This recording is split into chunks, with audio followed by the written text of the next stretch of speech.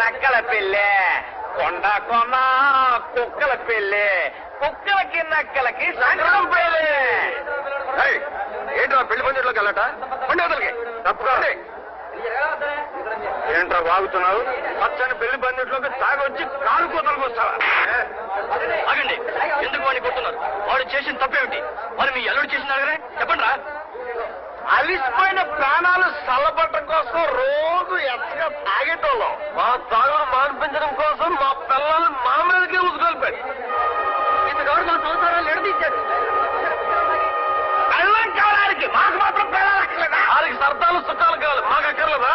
మీరు కళ్ళు తాగడం అతను పెళ్లి చేసుకోవడం ఒకటేనట్రా? అవును ఒకటే. కాకపోతే మా తాగుడు మాన్పించడానికి మా పిల్లల్ని మా నుండి ఎందుకు ఎనిపిస్తాడు? ఎనిపిస్తాడు అందరూ మాత్రం ఏలుకుంటున్న పిల్లల్ని అయిపు కోసం తాగుతాం మేము.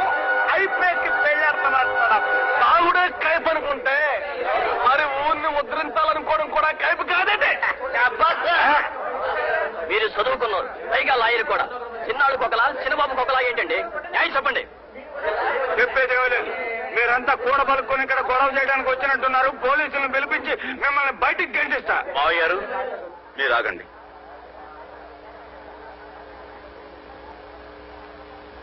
వీళ్ళ విషయంలో మీరు జోక్యం కల చేసుకోకండి. వీడొచ్చింది నాతో గొడవ పెట్టుకోవడానికి. రావును కిష్టప్ప, చెప్పండి, నాతో చెప్పండి. కొట్టకూడదు మరి. దమ్ముంటే మాటకి జవాబి. మా చేత తాగుడు మాన్పించాలి కదా మీరు. మరి మీరు పెళ్లి మానేయండి, మేము కళ్ళు మానేస్తాం. మాకు కావాల్సిన మానేయండి, మీకు కావాల్సింది మీరు తీసుకోండి. సై అంటే సై, సై అంటే సయ్యే. మీరు ఈ పెళ్లి మానేస్తానని మాట ఇస్తే నా షాప్ మూయించేస్తాను. ఆ షాప్ ఏమిటి, ఈ చుట్టుపక్కల ఉన్న మా వాళ్ళ షాపులని మూయించేస్తాను. ఛాలెంజ్. ఊరికి ఉపకారం చేయడం నిజంగా మీ ఉద్దేశమే అయితే ఈ పెళ్లి మానేసుకో, అప్పుడు మేము నమ్ముతాం.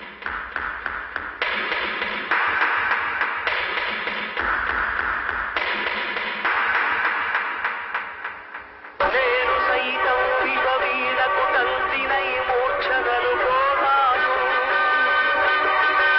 నేను సైతం భువన కోశకు వెర్రి గొంతు కవిచ్చి మోస్తాను. నేను సైతం ప్రపంచాంచపు తెల్లరేకై పల్లవిస్తాను. నేను సైతం బ్రతుకు పాటకు కలిపేను. నిలబడుతూ ఉంటాం, మేము ఆ మాట మీద నిలబడతాం. సై అంటే సై. ఇప్పుడు మీరు ఇచ్చిన మాట ఈ ఊళ్ళో తాగే వాళ్ళందరి తరఫున ఇచ్చినట్టేనా?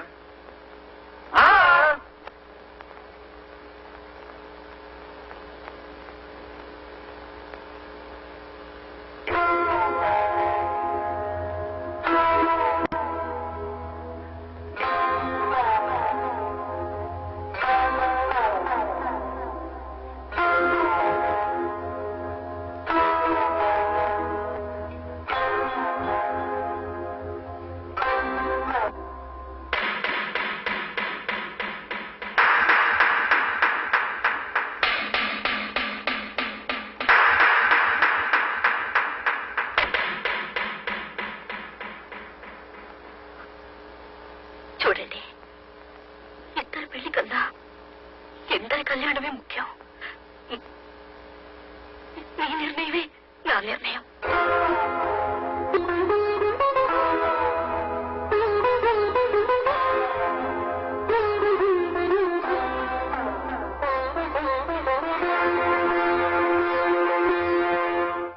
పెళ్లి ఎలా జరిగింది?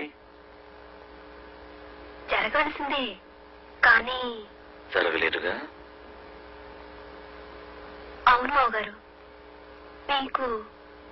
మీకెలా తెలిసింది? జరిగితే ఎలా జరిగిందో వినాలనుకున్నాను. ఎలా తప్పిపోయిందో నువ్వు నాకు చెప్పక్కర్లేదు.